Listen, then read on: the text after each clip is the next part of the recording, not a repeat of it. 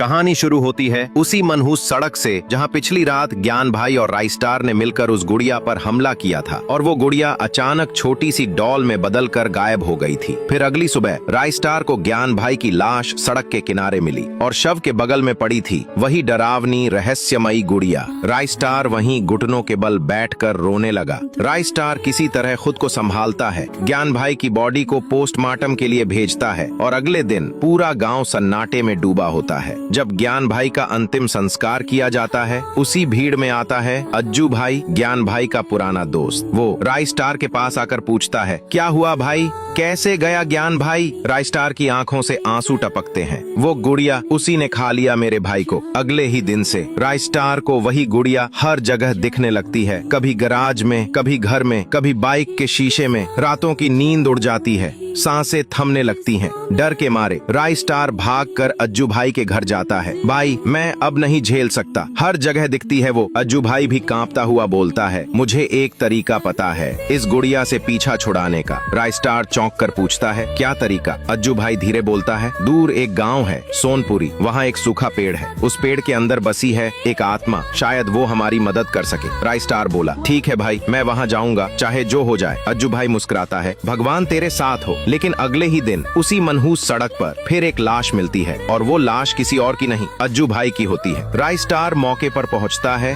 आंखें नम। जिससे भी मैं बात करता हूँ वो मर जाता है, उसकी आत्मा बिखर जाती है। उसी रात गांव में हर गली, हर दरवाजे, हर खिड़की पर वही गुड़िया दिखने लगती है। राइस्टार अपनी खिड़की से सुनता है फिर वही डरावना गाना।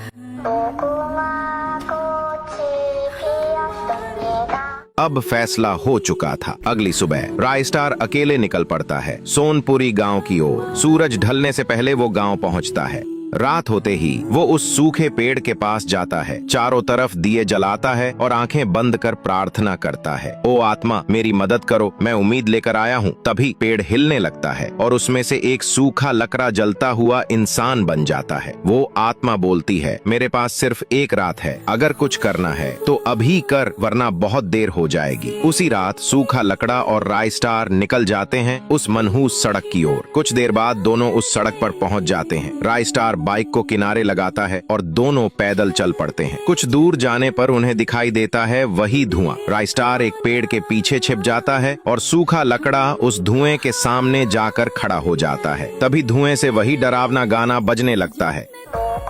सूखा लकड़ा उस धुएं के अंदर चला जाता है और कुछ देर बाद वो गाना बजना बंद हो जाता है। राइस्टार उठकर धुएं के अंदर जाता है और जब धुआं हटता है तो वहां होती है गुड़िया की लाश।